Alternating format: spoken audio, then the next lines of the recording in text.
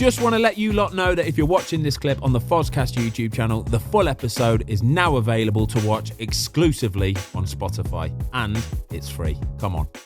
Right, Ewan, I want to get your opinion on this, okay? So, recently, there's been a few Jamaican athletes have been basically poached by Turkey, yeah? Okay. Turkey are in the transfer market for a few athletes, Well, you go over and get your hair and your teeth done, part of the deal. I'm sure if they're part of it, they can have that as well, right? So what they're offering, though, Turkey is $500,000 US, monthly financial support, and top-of-the-range training facilities, all right? So basically, they've offered it to a few Jamaican athletes like Stoner and Campbell, who are discus and what else were they? Shot putters. There's a couple of other track stars as well that have been offered this opportunity and are apparently going to go through with it as well. Anything ever been offered your way like that? What me go and compete for Kuwait or something? No, but it's been going on a while actually. Yeah. Quite a few Kenyans about 10, 15 years ago, all of a sudden ran for Qatar and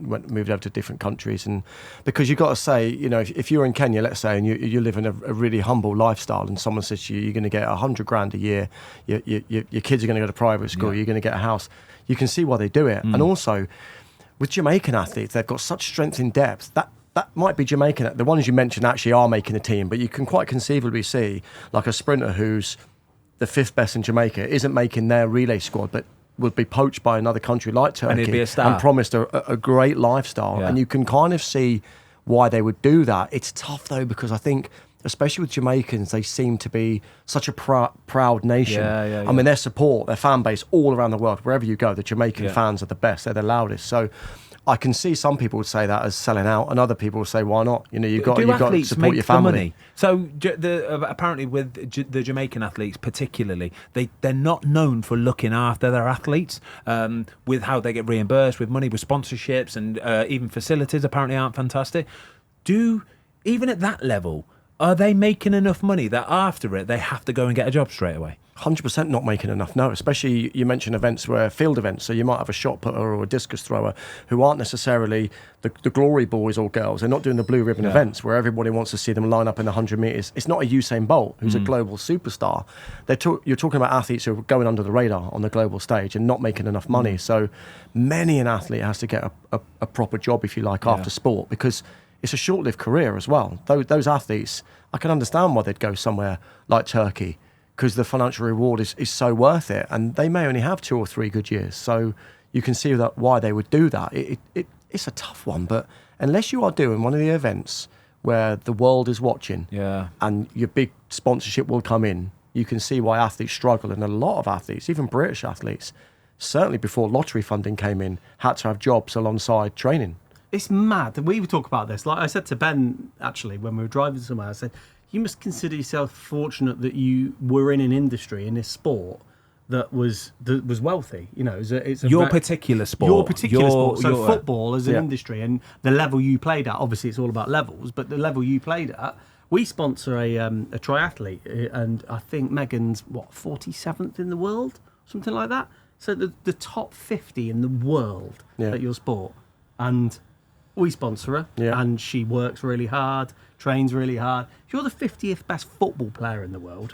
Yeah. You're on 15 mil a year. That was the wrong job, Meg. What are you doing that triathlon stuff for? But I could say that's relevant to athletics as well. Let's just say, and I'm not being cocky at all, let's just say on a global stage, I was a Beckham, obviously not as cool as him, but let's just say in terms of my world ranking, I would have been one of the best footballers in the Premier League. Yeah. So times that by 100 million probably compared to what I actually earned.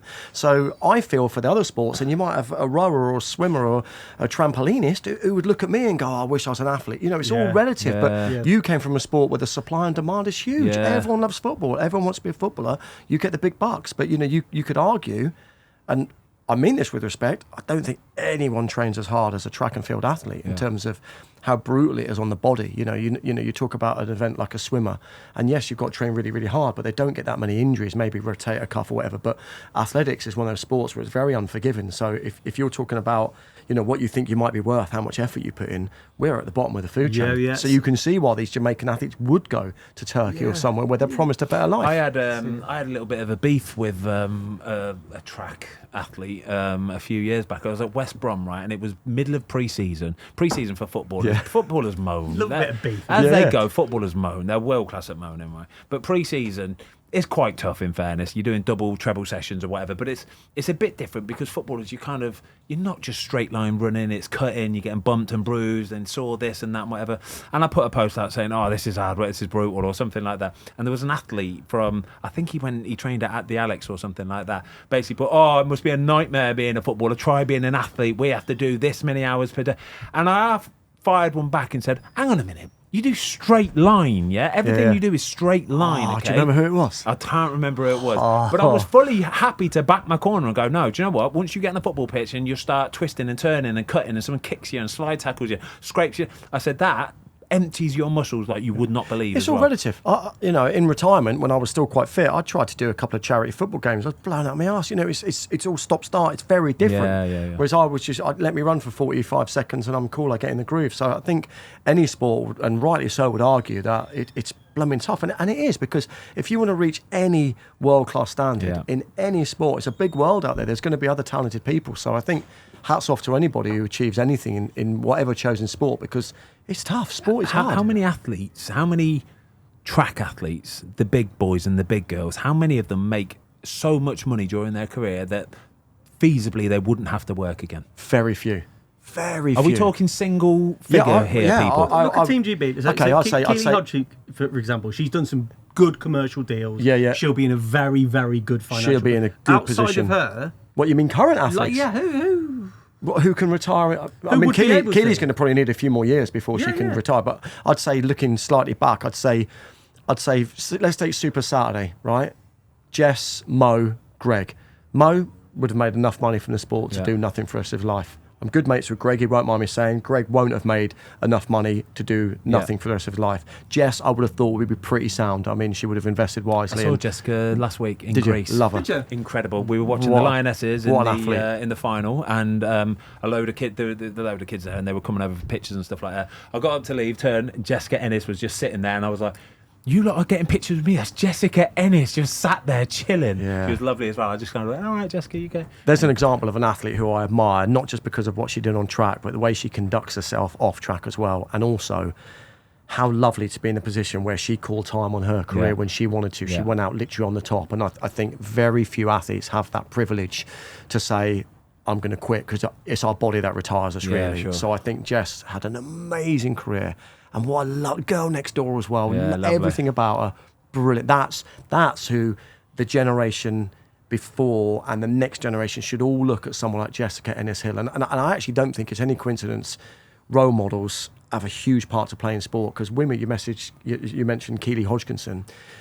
British middle distance running at the moment for women is absolutely on fire, and I think it's the Kelly Holmes effect. It would have been, Athens 2004. They watched Kelly do what she did, and they would have been young girls at the time. I want to be like Kelly Holmes, and that's what happens. Can you kind of recognise? When I can always remember it, Dame Kelly Holmes crossing the finish line, and that look of genuine surprise and shock of, oh my God, and she puts her arms out, and that look that's what made her, like, everybody at that moment just went, oh, I've got goosebumps just thinking about it. It's lovely, isn't it? And also, for those who know, so I used to train with her out in South Africa. We had the same agent, and she had been through it. I mean, people who have looked at her career will understand, but she was an example of someone also from the military who had lots of injuries, Achilles operations, and many people saying, just call it a day, this, your body just can't handle it. And she kept going.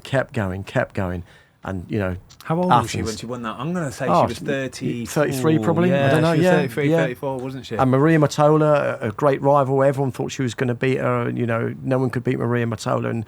And Kelly, she just believed in herself and just those dug last deep. few meters where you could see so the legs good. are so burnt, they're so gone and to already. do the double as well, it was just like, wow. Thanks everybody for watching. We hope you enjoyed the latest episode of the Fozcast. Don't forget to give us a follow on Spotify. Up the Fozcast.